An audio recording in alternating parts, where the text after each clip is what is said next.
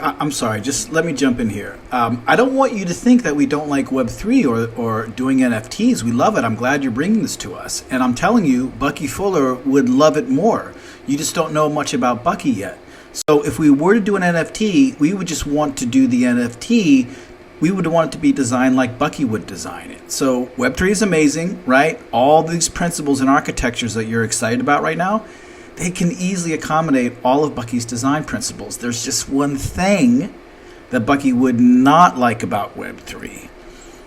It's the contrived scarcity, right? For example, virtual land is like abundant and free. So why sell it like it's scarce? Malthusian is just a bad meme. It means that there's not enough for you and me. There's only enough for you or me. So Malthusian is this idea that there's just simply not enough resources for all of us. And some of us will have to suffer more, while others will just have to suffer less. And it's a false idea that scarcity is what is required to generate wealth in the first place. And Bucky traced this toxic meme back to the 19th century. Thomas Malthus was a cleric and the father of demographics. So at the time, Britain was doing the first population demographics in the world. Now, Thomas Malthus concluded wrongly. There was not enough food in the world to feed the world's population.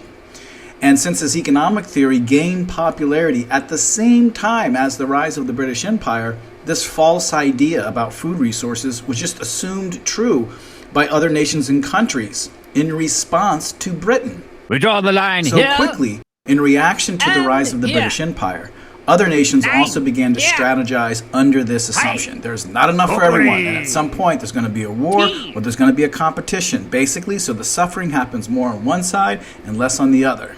Now, the tragedy of this is that nations around the world to this very day, they still use strategic wargaming to strategize scenarios where the lack of supply of resources triggers a war, even thermonuclear war.